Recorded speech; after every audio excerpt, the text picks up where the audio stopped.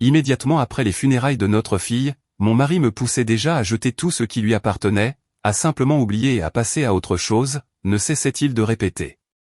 Mais alors que je parcourais ses affaires, j'ai trouvé une note. Maman, si tu lis ceci, regarde immédiatement dans mon sac à dos, tu comprendras tout. Je l'ai ouvert et j'ai poussé un cri. Chers amis, j'aimerais beaucoup faire la connaissance de ceux d'entre vous qui me rejoignent aujourd'hui. Si cela ne vous dérange pas, s'il vous plaît, faites-moi savoir d'où vous m'écoutez. Je suis curieuse d'en savoir plus sur mon public. J'espère que vous trouverez cette histoire captivante. La pluie tambourinait contre le toit de la berline noire, frappant aux vitres comme pour exiger qu'on la laisse entrer. Le silence remplissait l'habitacle. Adaya pressait son front contre la vitre fraîche, regardant l'automne de Philadelphie défiler de manière floue à l'extérieur. Les maisons mitoyennes grises se confondaient avec le ciel de plomb, et les lampadaires s'étalaient en taches jaunes sur l'asphalte mouillé. Le cimetière de Woodland était derrière eux maintenant, mais l'odeur de la terre humide la hantait encore, s'accrochant à ses narines et laissant un goût amer sur sa langue. Sa robe, cette même robe noire que Sanary l'avait aidé à choisir l'année dernière pour un gala, lui semblait encore lourde. Sanary lui avait dit, « Maman, tu es tellement belle là-dedans. Ça te rajeunit de 10 ans. » Maintenant, elle était parsemée de gouttes d'eau bénite mélangées à la pluie. « Tu ne peux pas continuer à te déchirer comme ça. » La voix de Jabari sonnait mécanique, comme s'il récitait une réplique apprise par cœur. Ce qui est arrivé est arrivé. La vie continue. Adaya se tourna vers son mari, essayant de distinguer son profil dans la pénombre de la voiture. Pendant 15 ans, elle s'était réveillée aux côtés de cet homme. Elle connaissait chaque ride autour de ses yeux et chaque marque sur son cou, mais à cet instant précis, il lui semblait être un parfait étranger. Son visage était comme de la pierre, ses lèvres serrées, et ses phalanges étaient blanches alors qu'il agrippait le volant. Même l'odeur de son eau de Cologne, vive avec des notes de bergamote, semblait déplacée aujourd'hui, bien trop festive pour des funérailles. « Comment peux-tu » commença-t-elle, mais sa voix se brisa. « Quoi ? Comment puis-je garder mon calme ?» Jabari lui lança un regard rapide, et une lueur d'irritation traversa ses yeux. « Il faut bien que quelqu'un garde la tête froide. L'hystérie ne réglera rien. J'ai une réunion majeure avec des fournisseurs demain. » La vie ne s'arrête pas aux funérailles. Il s'était tenu à l'écart sous son parapluie noir, observant la cérémonie avec l'expression de quelqu'un assistant à un déjeuner d'affaires. Quand le cercueil fut descendu en terre, les jambes d'Adaya avaient lâché. Elle avait cherché le bras de Latonia, sa meilleure amie depuis l'école primaire, qui avait pris le premier train depuis décès. Jabari n'avait même pas tressailli. Il avait simplement ajusté sa cravate lorsqu'une rafale de vent avait projeté une brume froide sur son visage. Le pasteur avait lu les prières d'un ton monotone. L'encens flottait avec une odeur sucrée et lourde, mais son mari avait juste regardé sa montre, la pièce suisse coûteuse qu'Adaya lui avait offerte pour le 10e anniversaire de son entreprise. « Elle a été ta fille pendant 15 ans, murmura Adaya, froissant un mouchoir en papier humide dans ses mains. C'était le dernier d'une boîte que Sanary lui avait offerte pour la fête des mères, avec une note qui disait « Maman, ne pleure que des larmes de joie. Tu lui as appris à faire du vélo, tu te souviens à Fairmount Park ?» Elle avait tellement peur de lâcher le guidon, et puis elle a fini par y arriver. Elle criait « Papa, Jabari, regarde, j'y arrive. » Jabari s'emporta, donnant un coup de volant si brusque qu'Adaya bascula contre la portière. « Et alors ? Tu veux que je m'effondre en larmes maintenant ? À quoi cela servirait-il » Adaya sursauta en réalisant qu'ils quittaient leur itinéraire habituel pour rentrer à la maison. Au lieu de retourner vers chez eux via Broad Street, en passant devant le café où Sanary adorait prendre des lattes à la vanille avec un supplément de guimauve, son mari tourna dans une rue latérale. Les essuie-glaces raclaient le pare-brise, brouillant la pluie en traînées sombres. « Où allons-nous, Jabari ? Je veux rentrer. J'ai juste besoin de m'allonger. Je dois vérifier quelque chose d'abord. » Jabari s'arrêta devant un bâtiment anonyme de 2 étages aux briques écaillées avec une enseigne indiquant Community Care Center. Une lumière jaune et chaleureuse s'échappait de la fenêtre du rez-de-chaussée, révélant des rangées de portants à vêtements. « Attends dans la voiture. Je serai rapide. »« Pourquoi, Jabari ? Que se passe-t-il ? C'est quoi ce centre ?» Il ouvrait déjà la portière, laissant l'air froid entrer dans la voiture, ainsi que l'odeur du pavé mouillé et des feuilles en décomposition. Quelque part au loin, un chien aboyait, un son plaintif et creux, comme s'il était lui aussi en deuil. « Je veux vérifier leurs horaires et voir quel genre de dons ils acceptent. Adiya se glaça. Elle saisit la manche de son coûteux manteau en cachemire, celui qu'il avait acheté le mois dernier en se vantant d'une affaire réussie. Quel don? De quoi parles-tu?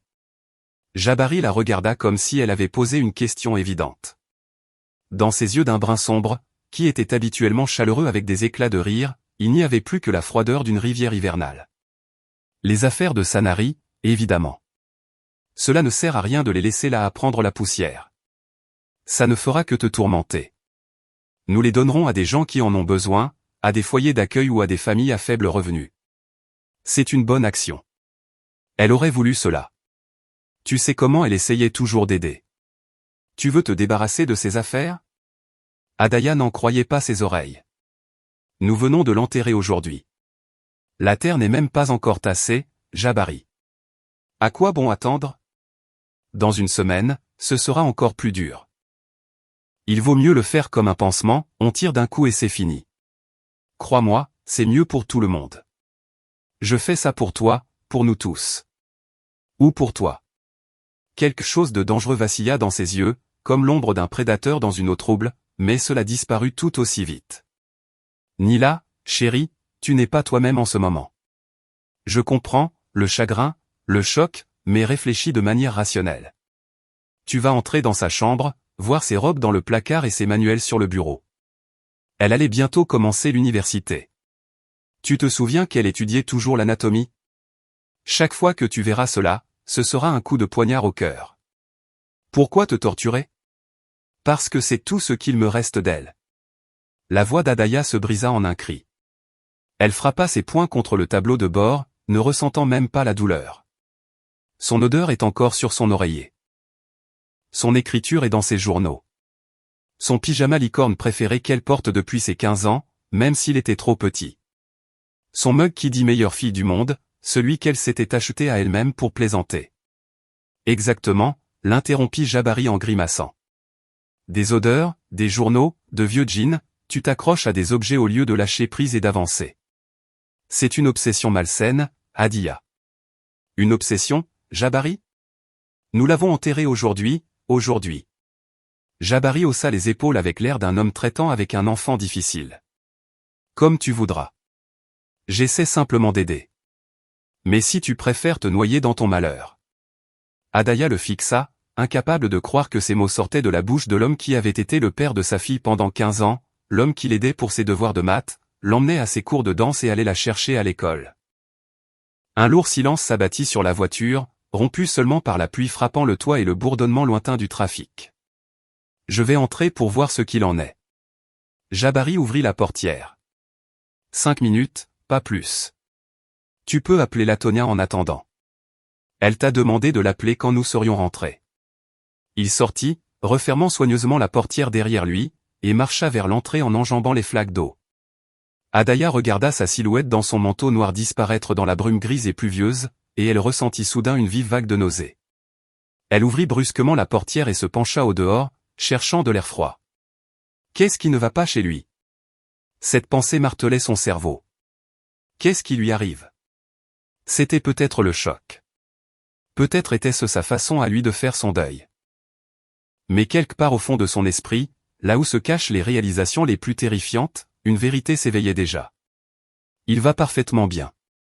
C'était elle qui avait vécu pendant tant d'années avec un homme qu'elle ne connaissait pas du tout. Ou peut-être le connaissait-elle, et avait-elle simplement choisi de ne pas voir les moments où il était trop dur avec Sanari pour un bé en physique, quand il levait les yeux au ciel devant ses histoires d'amis, ou quand il trouvait toujours une excuse pour ne pas aller à ses spectacles de danse. Jabari revint 10 minutes plus tard, secouant la pluie de ses épaules. Dans sa main, il tenait une brochure brillante et colorée qui semblait d'une gaieté inappropriée. J'ai toutes les infos, annonça-t-il en se glissant de nouveau derrière le volant. Il sentait l'humidité et le tabac de quelqu'un d'autre. Ils sont ouverts tous les jours sauf le dimanche, de 9h à 18h. Ils prennent les vêtements, les chaussures, les jouets et les livres. Tout doit être propre et en bon état. Je pense que nous pouvons commencer à trier les affaires demain matin. Demain? Les larmes montèrent dans sa gorge. Jabari, cela ne fait même pas 9 jours. Comment peux-tu? Qu'est-ce qui va changer dans 9 jours? Il démarra le moteur. Est-ce qu'elle va revenir? Non. Alors à quoi bon attendre? De plus, pour être honnête, nous avons besoin de vider cette chambre. Quoi? Pourquoi? La vider?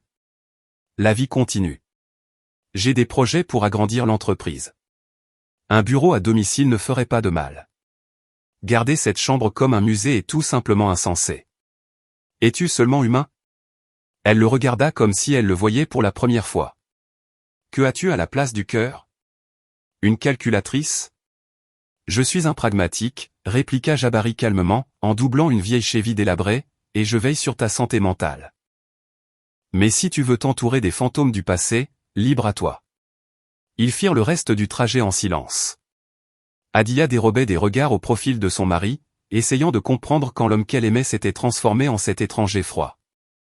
Ou peut-être l'avait-il toujours été et était-il simplement un très bon acteur. Elle se souvenait de leur mariage modeste à l'hôtel de ville, de la tendresse avec laquelle il regardait la petite Sanari dans sa robe rose, et de sa promesse d'être un bon père pour elle. Les rues familières défilaient par la fenêtre. Ils tournèrent vers le théâtre où ils allaient voir Casse-Noisette chaque Noël, l'intersection où Sanari avait appris à traverser la rue en serrant fort la main de sa mère, le grand magasin où ils avaient acheté son premier sac à dos, bleu vif avec des papillons. Au fait, lança Jabari alors qu'il s'engageait dans l'allée, je pensais que nous devrions aussi rénover la chambre. En faire une chambre d'amis ou un bureau. Elle ne devrait pas rester vide, et nous pouvons vendre les meubles sur Facebook Marketplace. Ils sont presque neufs, les gens les achèteront. Adaya ferma les yeux. Tout ce en quoi elle croyait s'était avéré être un mensonge. Ce matin, elle avait encore une fille, morte certes, mais encore présente au monde à travers ses affaires, sa chambre et les traces de son existence. Et maintenant, son mari prévoyait méthodiquement d'effacer ces traces, comme si Sanari n'avait jamais existé. La maison les accueillit avec l'odeur du gumbo froid que la Tonia avait préparé la veille. La marmite était encore sur la cuisinière. Adia retira mécaniquement ses chaussures, les escarpins noirs à petits talons qu'elle avait achetés avec Sanari au centre commercial. Sa fille avait insisté pour qu'elle prenne cela, car ils étaient confortables. « Maman, tu marches comme un pingouin avec des talons aiguilles. »« Je vais prendre une douche », lança Jabari en retirant sa cravate, et ensuite dormir. « Je commence tôt demain, j'ai beaucoup de travail. » Adaya le regarda s'éloigner, notant comment il évitait ostensiblement de regarder la porte de la chambre de Sanari. Elle était entr'ouverte, et l'odeur familière du parfum à la vanille mélangée à l'arôme des peintures à l'aquarelle s'en échappait. Sa fille s'était récemment mise à l'illustration médicale, disant que cela l'aiderait à mémoriser l'anatomie humaine pour ses études de médecine. Dans la cuisine, Adia mit machinalement la bouilloire en marche et prit un mug ébréché dans le placard. Sanari avait essayé de réparer l'éclat avec du vernis à ongles une fois. C'était mal fait mais touchant. Adia se figea, regardant par la fenêtre qui s'obscurcissait. Dehors, les lumières des immeubles vacillaient et des points rouges clignotaient sur les tours de radio. Quelque part au loin, une sirène hurla, juste la vie normale d'une ville normale qui se moquait bien qu'aujourd'hui une jeune fille brillante qui rêvait d'être médecin ait été descendue dans la terre humide des Woodlands. Ne t'avise plus de me servir d'autres mensonges sur le fait de te soucier de moi, murmura Adia à la cuisine vide. Toutes ces années où tu l'as emmenée à l'école, vérifier ses devoirs, crier après elle pour une chambre en désordre, comment peux-tu tout supprimer si vite? Le somnifère fit effet rapidement, l'entraînant dans un sommeil lourd et agité. Elle rêva de la rive de la rivière Schuylkill près du vieux pont de chemin de fer, où elle et Sanari adoraient nourrir les canards. Mais maintenant, sa fille se tenait au bord même de la falaise, et derrière elle se dressait une silhouette sombre, familière mais étrangère. Maman, les lèvres de Sanari bougeaient silencieusement, mais d'une manière ou d'une autre, Adia entendit les mots. Maman, regarde dans le sac à dos, tout est là. Ne le crois pas, maman. Il n'est pas celui qu'il prétend être. La silhouette sombre tendit la main, poussa la jeune fille dans le dos, et elle tomba dans l'eau noire. Adia essaya de crier, mais sa gorge semblait étranglée. Elle se réveilla au son d'une voix basse et étouffée venant du couloir. L'horloge de chevet affichait 2h47. Jabari parlait au téléphone, et il n'y avait aucune trace de chagrin dans son ton. Tout se passe comme prévu, entendit-elle. Nous commencerons par les vêtements demain. Oui, je connais la date limite. Elle est trop plongée dans le chagrin pour soupçonner quoi que ce soit. Le principal, ce sont les papiers. Tout doit être signé d'ici la fin de la semaine. Après cela, il sera trop tard. Adia resta parfaitement immobile, se pressant contre l'oreiller. Quel papier? Quel plan? À qui parlait-il à 3 heures du matin? Non, la compagnie d'assurance traîne des pieds, mais c'est normal, continua Jabari, sa voix se rapprochant. Ils paieront. Ils n'ont pas le choix. Un accident est un accident. Les témoins le confirmeront. Le plancher craqua alors qu'il revenait.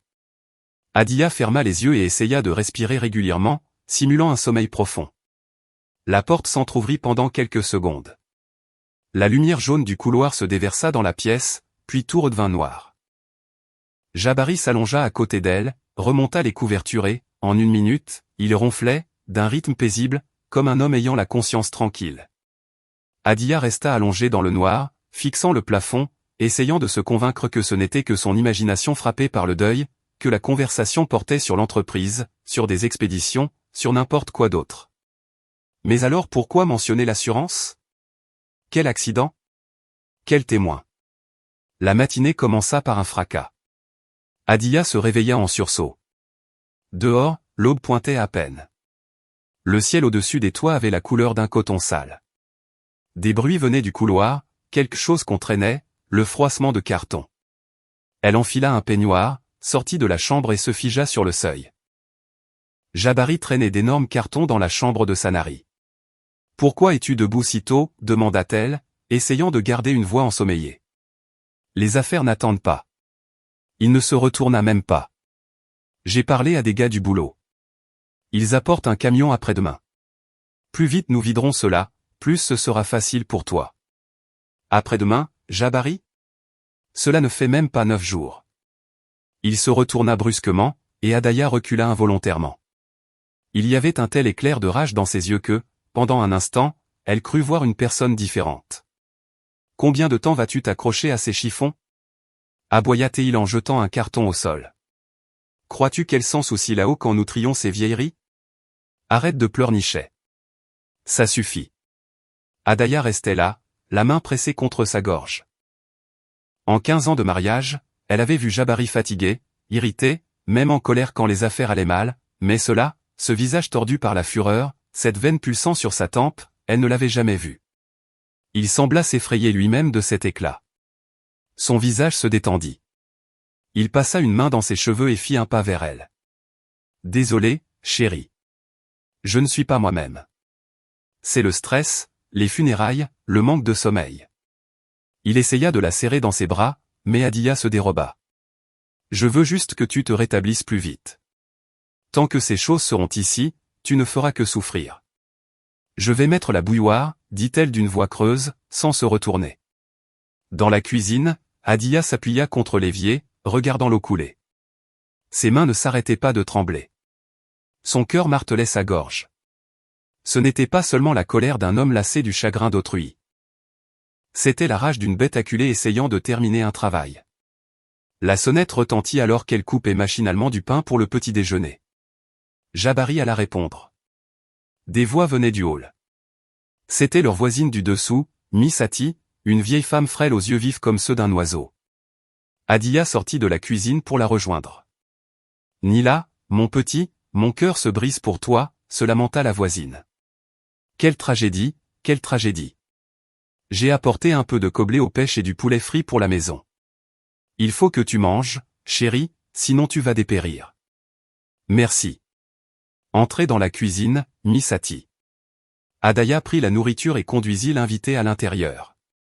1 minute plus tard, la voisine était assise à la table, et Adaya posait une tasse devant elle, essayant de ne pas croiser le regard de son mari qui s'attardait dans l'encadrement de la porte. Je vais retourner travailler, dit Jabari. Vous autres, parlez de vos affaires de femme, vous savez ce que c'est. Misati finit son thé et se leva. Très bien, trésor, je ne te retiens pas, repose-toi. Prends soin de toi. Adaya la raccompagna à la porte. La voisine enfilait son manteau quand Jabari sortit de la chambre de Sanari. Je vais raccompagner Misati, lança-t-il. Nila, va t'allonger. Adaya hocha la tête et fit semblant de retourner à la cuisine, mais elle s'arrêta, se pressant contre le mur. De là, elle pouvait parfaitement entendre la conversation dans le couloir. Avez-vous réglé l'histoire de l'assurance ? Demanda la voix étouffée de Misati. Vous savez, avant. Enfin, vous savez, parce que les versements peuvent prendre une éternité si les papiers ne sont pas en ordre. Silence, trancha Jabari. Les murs sont minces. Tout est réglé. Ne t'inquiète pas, tu auras ta part comme convenu. Ta dette est effacée. Nous sommes quittes. Adia se figea. Elle ne respirait plus. Ta part? Quelle dette? Pourquoi? Elle entendit la porte d'entrée claquer. La voisine était partie. Adia se dépêcha de retourner à la cuisine et s'assit à la table, essayant de paraître calme. Après le départ de son mari au bureau, après qu'il lui eut dit qu'il serait de retour le soir et qu'elle devait commencer à trier les vêtements, elle monta dans la chambre de sa fille. La pièce l'accueillit avec des grains de poussière dansant dans la lumière du soleil. La neige à l'extérieur reflétait les quelques rayons perçants à travers les nuages. Sur les murs pendaient des affiches du squelette humain, du système musculaire et des vaisseaux sanguins. Sur les étagères se trouvait la collection d'atlas médicaux que Sanari constituait depuis ses 12 ans, les demandant pour ses anniversaires et économisant son argent de poche. Adaya s'assit sur le lit et passa sa main sur la couette douce et duveteuse avec l'imprimé de la Grande Ourse. Elle commença à plier machinalement les affaires du placard, des t-shirts, des jeans, cette robe à pois qu'elles avaient achetée pour le bal de fin d'année de 3e. Elle vit la blouse blanche tout au fond du placard, toute neuve, craquante d'amidon, avec un badge de stagiaire. Sanari l'avait achetée avec son premier salaire d'un job d'été à la clinique vétérinaire. « Maman, regarde !» avait-elle crié en faisant irruption dans la maison. Une vraie blouse médicale, comme les vrais médecins. Je vais porter ceci le jour de mon arrivée. Adaya pressa le manteau contre son visage, respirant le léger parfum de sa fille, de la vanille avec un soupçon de jasmin. Elle pleura silencieusement et amèrement, étouffée par les larmes qu'elle avait retenues toute la journée. Hier, la porte s'était ouverte avec une telle force qu'elle avait frappé le mur. Je t'ai dit de tout emballer, pas de broyer du noir. Jabari avait arraché le manteau de ses mains, l'avait chiffonné et l'avait jeté dans un carton étiqueté « Charité ». Ça suffit maintenant. Combien de temps vais-je devoir supporter ça? Il était parti aussi brusquement qu'il était apparu, en claquant la porte. Adaya s'assit sur le lit, le regard dans le vide, puis ses yeux tombèrent sur le sac à dos. Pas celui que Sanari avait emporté avec elle ce dernier matin, mais le vieux sac d'école avec des écussons de ses groupes préférés. L'enquêteur avait rendu les objets trouvés dans la voiture le 3e jour, mais il ne s'agissait que du nouveau sac à dos, vide, de ses documents d'auto-école et d'un téléphone cassé. Mais Sanari avait laissé ce vieux sac à la maison.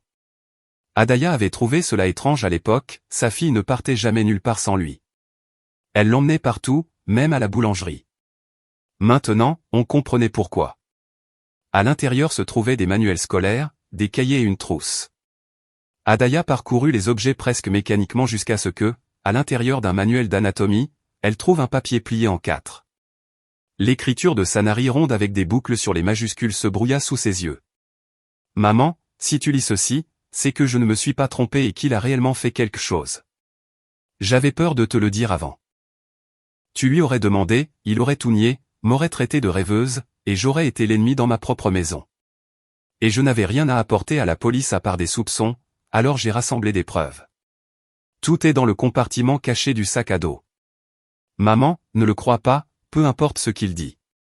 Je t'aime tellement. » Ses mains ne voulaient plus coopérer, et Adaya trouva à peine la poche cachée dans la doublure. À l'intérieur se trouvait un mince dossier de documents. Elle le sortit et les pages s'éparpillèrent sur le sol. Des polices d'assurance 2. Sur la vie d'Adaya, 500 000 $. Sur la vie de Sanari, 200 000 $. Le bénéficiaire, Jabari Daniel Sterling Krimov. Des relevés bancaires. Des dettes. 300 000 $ d'emprunts, de marge de crédit et des intérêts croissants comme une boule de neige. Des impressions de messages, des captures d'écran d'une application de messagerie, Jabari et une certaine Elvira. Adaya parcourut les dates et se glaça de froid. Les messages les plus anciens dataient d'il y a 15 ans, la première année de leur mariage. Encore un peu, mon amour. Tout sera comme nous en avons rêvé. 15 ans, c'est trop long, Jabari. Quand serons-nous ensemble? Bientôt, bébé. Très bientôt. Je vais me débarrasser du fardeau et nous commencerons notre nouvelle vie. Et enfin, un petit enregistreur vocal avec une seule entrée. Adaya appuya sur lecture, et la pièce fut remplie de la voix de Jabari, personne ne prouvera rien. La police, elle s'en fiche. Ils ont une douzaine de cas comme celui-ci chaque jour. L'essentiel est que tout ressemble à des accidents. Dans quelques semaines, tout sera fini. Cela résoudra la première partie du problème. L'enregistrement s'arrêta. Adaya s'assit par terre au milieu des papiers éparpillés. 15 ans de mensonges. 15 ans à jouer le mari aimant et le père attentionné, alors qu'en réalité, ce n'était que calcul froid, dette et une femme pour laquelle il était prêt à tuer. Il l'avait tuée. La première partie du problème était Sanari, la deuxième partie, c'était elle-même. La porte d'entrée claqua en bas. Jabari était de retour. Adaya rassembla frénétiquement les documents, les remit dans le dossier et les poussa dans le sac à dos. Elle chercha une cachette, la grille de ventilation de la salle de bain. Elle dévissa les vis avec des ciseaux à ongles, poussa le sac dans le conduit et revissa la grille. « Tu as l'air pâle », nota Jabari, en posant des boîtes de plats à emporter sur la table. « J'ai commandé ton plat préféré, saumon et légumes verts. Et j'ai acheté ce vin chilien que tu aimes. » Il sourit et remplit soigneusement son verre. Adaya regarda avec horreur alors qu'elle surprenait un mouvement rapide, presque invisible, quelque chose brilla entre ses doigts et disparut dans son verre. « Je ne bois pas, dit-elle, essayant de garder une voix ferme. J'ai mal à la tête. Je vais juste prendre un comprimé et aller me coucher. Allez, il rapprocha le verre. Juste une gorgée pour son âme. Non, désolé. Je ne me sens vraiment pas bien. Une déception brilla dans ses yeux, mais il hocha la tête. Comme tu voudras. Repose-toi. Dans la salle de bain, après avoir verrouillé la porte, Adaya ouvrit l'eau à fond et sortit son téléphone. Elle chercha dans ses contacts le capitaine Marcus Sterling. C'était un ami de son père, un détective chevronné de la division des homicides. La dernière fois qu'ils s'étaient vus, c'était il y a 5 ans, lors de la fête de départ à la retraite de son père. Elle composa le numéro. Allô ? La voix était grave et fatiguée. Capitaine Sterling, c'est Adaya, la fille de Michael Arbu. Adaya. La chaleur envahit sa voix. Eh bien, ça alors. Combien d'années ont passé ? Comment va ton père ? Papa est décédé il y a 3 ans. Capitaine, j'ai vraiment besoin de votre aide. C'est une question de vie ou de mort, littéralement. Il y eut une courte pause, puis sa voix devint tranchante et concentrée. Où es-tu en ce moment ? Es-tu en danger ? Oui. Enfin, je ne peux pas parler au téléphone. Pouvons-nous nous voir demain matin ? Il y a un café près du vieux marché, du côté nord. Un endroit calme. 9 heures du matin. Viens seul. Assure-toi de ne pas être suivi. Merci. Merci beaucoup. Quoi que ce soit, nous allons gérer ça, Adaya. Je te le promets. Elle coupa l'eau et cacha le téléphone. Le miroir reflétait un visage pâle aux yeux écarquillés, le visage d'une femme qui venait de réaliser qu'elle vivait dans la même maison que le meurtrier de sa fille et qu'elle se tenait au bord de sa propre tombe. Mais maintenant, elle avait de l'espoir, un homme de son passé, quelqu'un n'ayant aucun lien avec Jabari, un professionnel capable de gérer ce cauchemar. Elle devait juste tenir jusqu'au matin. Juste une nuit. Le matin était glacial. Les fenêtres étaient couvertes de givre formant des motifs qui ressemblaient aux flocons de neige que Sanari découpait dans des serviettes quand elle était enfant, tordus et de travers, mais faits avec tellement d'amour qu'Adaya les gardait dans un dossier étiqueté « Trésor ». Jabari était déjà dans le hall en train de mettre son manteau quand elle descendit, simulant soigneusement la léthargie d'une nuit sans sommeil. « Où vas-tu ? » ?»« Au bureau, évidemment. Je dois préparer les documents pour l'assurance. » Il ajusta son écharpe, la regardant avec suspicion. « Tu avais l'intention d'aller quelque part ? » ?»« Je dois aller au studio pour récupérer quelques affaires personnelles. J'ai pris congé. Je t'emmène. » »« Ce n'est pas la peine. Je vais appeler un Uber. Tu as du travail et je veux être seul.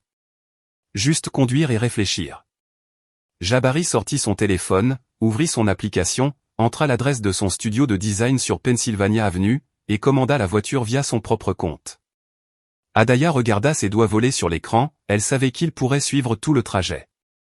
Une Camry grise, numéro 847. Elle sera là dans 5 minutes. Appelle si tu as besoin de quoi que ce soit. Dans la voiture, Adaya se pressa contre la vitre froide et compta les virages. Sur Broad Street, près d'une vieille pharmacie à l'enseigne écaillée, elle demanda au chauffeur de s'arrêter.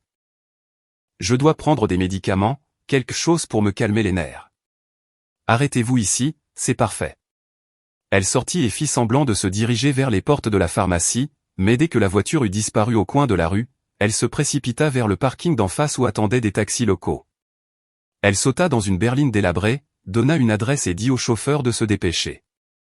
Le capitaine Sterling l'attendait déjà dans un coin au fond du café à moitié vide, qui sentait les crêpes brûlées et le café bon marché.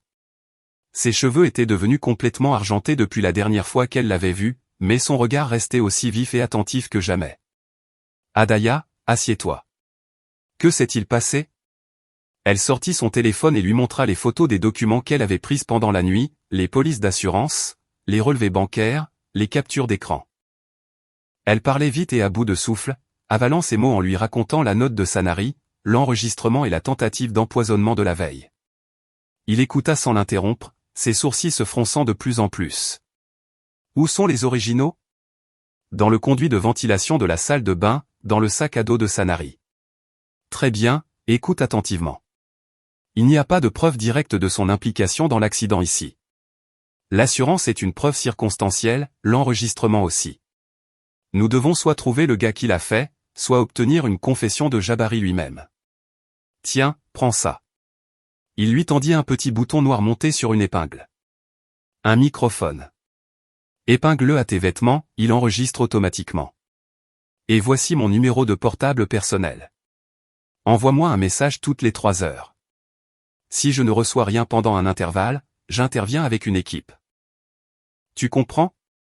Je comprends, capitaine. J'ai peur d'y retourner. Je sais. Mais si tu disparais maintenant, il saura que tu es sur ses traces. Nous avons besoin de preuves. Tu peux le faire. Ton père serait fier. Le trajet de retour sembla interminable. Adaya épingla le microphone au col de son chemisier, le cachant avec une écharpe. Elle prit un nouveau taxi jusqu'à son bureau, puis fit le reste du chemin à pied pour rendre l'histoire plausible. La maison l'accueillit avec un bruit de voix et de pas lourds. Dans la chambre de Sanary, 2 déménageurs en uniforme de l'entreprise de transport de Jabari emportaient les derniers cartons et roulaient le tapis. « Ah, tu es de retour. » Jabari sortit de la cuisine, s'essuyant les mains sur une serviette. « C'était comment au studio ? » ?»« Bien. Mon patron m'a donné congé. » »« C'est drôle. J'ai appelé là-bas il y a 1 heure. Ils ont dit que tu n'étais pas venu. » Adaya se força à hausser les épaules. « J'avais rendez-vous avec un client dans le café d'en face. Une commande urgente. » Il l'observa d'un long regard inquisiteur, puis hocha la tête. « Très bien. Va te reposer. Tu as l'air pâle. » Dans la salle de bain, la première chose qu'Adaya fit fut de vérifier la grille d'aération. Les vis étaient en place, mais quelque chose n'allait pas. L'une d'elles était légèrement de travers, pas de la manière dont elle l'avait serrée. Son estomac se noua. Elle dévissa les vis et déplaça la grille. C'était vide. Le sac à dos avait disparu. « Tu cherches quelque chose ?»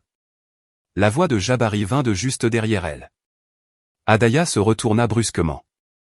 Il se tenait dans l'encadrement de la porte, appuyé contre le cadre, et dans ses mains se trouvait ce dossier. Le dossier de Sanary. Des documents intéressants que ta fille a rassemblés, dit-il, feuilletant les pages comme s'il examinait un rapport trimestriel. C'était une fille intelligente. Trop intelligente pour son propre bien.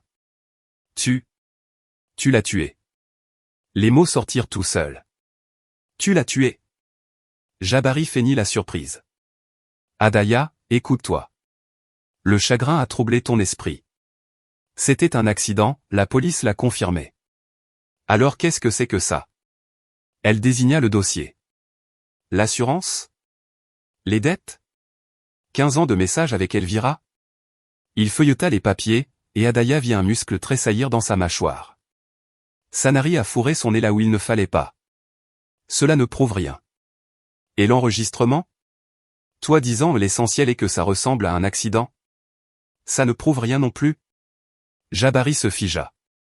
Puis, il posa lentement le dossier sur le bord du lavabo et la regarda. Son regard changea, comme si quelqu'un avait éteint une lumière derrière ses yeux. Tu l'as écouté. Ce n'était pas une question. Donc tu sais tout. Il s'appuya contre le cadre de la porte. Alors quoi maintenant? Tu vas courir à la police avec un enregistrement qu'un tribunal n'acceptera pas parce qu'il a été obtenu illégalement? Avec des papiers que je m'apprête à brûler? J'ai déjà prévenu des gens. J'ai prévenu tout le monde. Menteuse. Il secoua la tête. Si tu avais prévenu la police, il y aurait déjà des gens en uniforme ici. Mais tu es seul, et personne ne sait ce que tu as trouvé. Personne à part moi. Il fit un pas vers elle, et Adaya recula jusqu'à ce que sa colonne vertébrale frappe le carrelage froid. 15 ans, Adaya. 15 ans j'ai joué le mari aimant. Tu penses que je n'ai pas calculé chaque scénario? Il parlait calmement, presque nonchalamment. Sanari pensait être plus intelligente que tout le monde elle aussi. Une semaine avant l'accident, elle est venue me voir. Papa, je sais pour Elvira et les dettes. Je le dis à maman si tu ne pars pas. Elle a essayé de me faire chanter. À 17 ans. Mon Dieu, souffla Adaya. Elle n'aurait pas dû s'en mêler. Et toi non plus. Tu aurais pu vivre encore 6 mois. J'avais prévu de tout mettre en scène magnifiquement. Dépression après la mort de ta fille, suicide depuis le pont. J'aurais même écrit la lettre pour toi. Maintenant, je vais devoir improviser. 15 ans, Jabari. 15 ans je t'ai aimé? Non. J'aimais Elvira. Je l'ai toujours aimée. Tu étais une solution temporaire, Adaya. Une couverture pratique. Une famille respectable pour les affaires, une belle maison de tes parents, et les relations de ton père. Mais le temps est écoulé. Les dettes m'écrasent. Les créanciers me talonnent. $1 million en indemnité d'assurance résoudront tous mes problèmes. Il entra dans la salle de bain, bloquant la sortie. Qui as-tu rencontré aujourd'hui? Personne. Je te l'ai dit, j'étais au studio. Menteuse. Tu n'y étais pas. Mon application montre que tu es allé à la pharmacie et que tu as disparu. Alors, qui était-ce? Tu ne comprendrais pas. Tu penses que tout le monde est un monstre comme toi, mais il y a des gens qui s'en soucient. Jabari la saisit par les épaules et la secoua si fort que sa tête partit en arrière. Donne-moi un nom. Qui? J'ai prévenu tout le monde. Hurla-t-elle à son visage. La police, le procureur, les informations. Tout le monde sait que tu es un meurtrier. Il la gifla du revers de la main. Adaya tomba sur le sol carrelé, et un goût de sel emplit sa bouche. Menteuse, il se pencha sur elle. Si tu avais prévenu la police, il serait ici. Mais ne t'inquiète pas, j'ai un moyen de te faire parler. Jabari sortit de la salle de bain, la verrouillant de l'extérieur. Adaya se redressa, pressa sa main contre sa joue brûlante et attrapa son téléphone. Juste un mot dans un SMS au capitaine Sterling, Ed. 5 minutes plus tard, la porte s'ouvrit brusquement. Jabari était de retour avec du ruban adhésif et un sac médical. Elle le reconnut, il le rapportait parfois à la maison lorsqu'il transportait des cargaisons de produits pharmaceutiques pour des chaînes de pharmacie. Silence, prévint-il. Les voisins ne sont pas là. J'ai vérifié. Les déménageurs sont partis. Madame Hattie est allée à son rendez-vous chez le médecin. Tous les autres sont au travail. Crie autant que tu veux, personne ne t'entendra. Il lui scotcha les mains derrière le dos, puis les jambes. Adaya se débattit, mais il était plus fort et bougeait avec assurance, comme s'il avait déjà ligoté des gens auparavant. Tu sais quel est le plus drôle? Il sortit des flacons du sac et remplit une seringue d'un liquide clair. Sanari a essayé de se débattre au dernier moment aussi, quand elle a réalisé que les freins ne fonctionnaient plus. Mais c'était trop tard. La physique, Adaya. La masse multipliée par la vitesse égale au revoir. Voie inverse. Espèce de monstre, croissa-t-elle. Pragmatique. Dans ce monde, ce sont les pragmatiques qui survivent, pas les rêveurs. Alors, vas-tu me dire qui tu as rencontré, ou dois-je t'aider à te détendre? La sonnette retentit comme un coup de feu. Jabari se figea avec la seringue à la main. Qui cela peut-il être? La sonnette retentit à nouveau, longue et insistante. Jabari Sterling. Ouvrez. Police. Il pâlit et courut hors de la salle de bain. Il se précipita vers la fenêtre de la cuisine et regarda en bas. 2 voitures de patrouille étaient dans l'allée. Merde. Il revint précipitamment dans la salle de bain et attrapa Adaya par les cheveux. Qui as-tu prévenu? La porte d'entrée en bas gémit, on était en train de l'enfoncer. Jabari s'enfuit de la salle de bain, et Adaya entendit la porte claquer, le bruit de ses pas dévalant les escaliers, puis le bruit de verre brisé. 1 minute plus tard, le capitaine Sterling fit irruption dans la salle de bain, son arme de service au poing. Adaya. Mon Dieu, qu'est-ce qu'il t'a fait? Attends, laisse-moi te sortir de là. Il coupa l'adhésif avec un couteau et l'aida à se relever. Ses jambes ne la portaient pas, des cercles tournaient devant ses yeux. Il s'est enfui. Il a sauté par la fenêtre. Il n'ira pas loin. Le quartier est bouclé. As-tu obtenu ses aveux? Elle hocha la tête, désignant le microphone. Sterling décrocha soigneusement le bouton et le mit dans sa poche. Bon travail. C'est tout ce dont nous avons besoin. Reste assise ici. Jabari s'était enfui. Il avait sauté de la fenêtre du premier étage de l'immeuble, se cognant violemment l'épaule contre le cadre, avait roulé sur l'asphalte et s'était redressé d'un bond. Il courut à travers la cour vers un trou dans la clôture qu'il avait repéré un an auparavant. Au cas où toujours avoir une stratégie de sortie. Ses jambes le portaient à travers des ruelles, devant des garages et un terrain de jeu où une vieille femme promenait un chien. Derrière lui, il y avait des sirènes, elles étaient nombreuses. Une pensée martelait sa tête, comment a-t-elle su? Qui a-t-elle appelé? Le quai s'ouvrit soudainement un ruban gris d'eau, un ciel bas et un pont piétonnier devant lui. Plusieurs passants s'écartèrent brusquement alors qu'il passait en trombe. Quelqu'un cria après lui, mais il n'entendit pas. Le sang battait dans ses oreilles, des cercles rouges nageaient devant ses yeux. Il s'arrêta sur le pont, à bout de souffle. Devant se trouvaient 2 officiers en uniforme, mains sur leurs étuis. Derrière lui, il entendit des pas, des voix et l'ordre de s'arrêter. Il était piégé. Jabari s'approcha de la rambarde et regarda en bas. L'eau paraissait noire, huileuse et indifférente. C'était novembre, il faisait environ 4 degrés. Le courant était rapide, il le savait. Il avait pêché ici avec son père autrefois, dans cette autre vie. Citoyen. Éloignez-vous du bord, lança une voix déformée par un mégaphone. N'aggravez pas votre cas. Il faillit rire. N'aggravez pas son cas? Meurtre d'une belle-fille, tentative de meurtre sur sa femme, fraude à l'assurance. Comment cela pourrait-il être pire? Ses pensées défilaient en fragments dentelés, procès, condamnation, 15 ans dans une prison d'état s'il avait de la chance, plus probablement la perpétuité. Il savait ce qu'on faisait en prison à ceux qui tuaient des enfants, même des beaux enfants, même s'ils étaient presque adultes. Elvira avait attendu 15 ans, croyant à ses promesses. Bientôt, bébé. Encore un peu. Et maintenant, elle allait témoigner, l'enterrant pour se sauver elle-même. À sa place, il ferait de même. Dernier avertissement. Éloignez-vous de la rambarde. Jabari enjamba la barrière. Le métal lui brûlait les paumes de froid. Étrange, à quoi pense-t-on dans des moments pareils? Il se souvint de Sanari à 5 ans, lui apprenant comment faire des bateaux en papier, patiente et concentrée, la langue tirée par l'effort.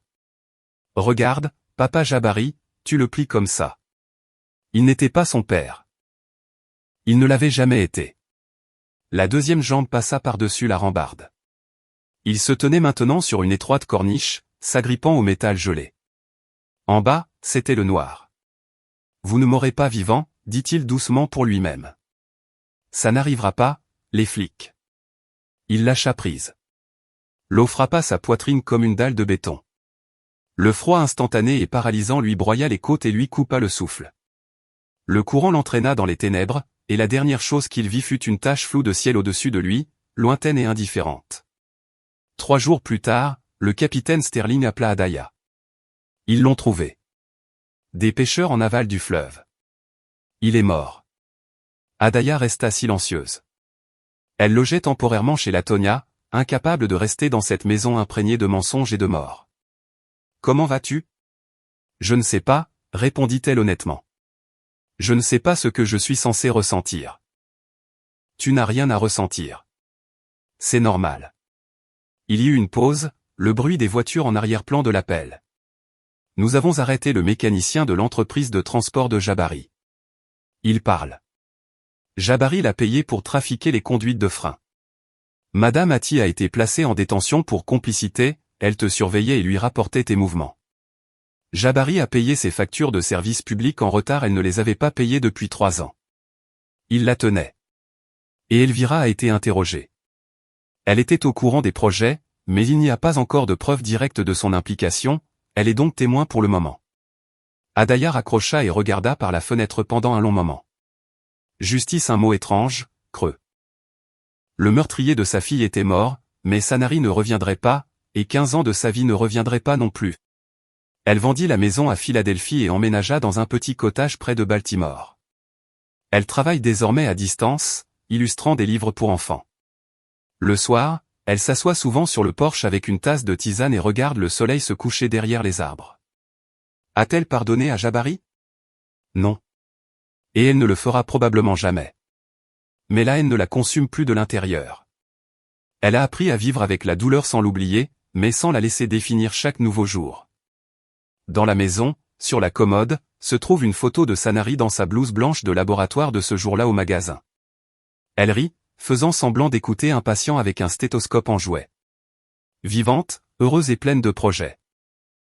Et c'est la seule vérité qui compte, pas les mensonges de Jabari, pas sa trahison, pas les millions de l'assurance, mais le fait que la jeune fille qui rêvait de sauver des vies restera dans les mémoires exactement comme ça, lumineuse, gentille et pleine d'espoir. Et le bien qu'elle a réussi à apporter au monde restera à jamais. Adaya ferma les yeux, tendant son visage vers les derniers rayons du soleil. Quelque part au loin, des oiseaux s'envolaient vers le sud. Demain serait un nouveau jour, et elle le vivrait.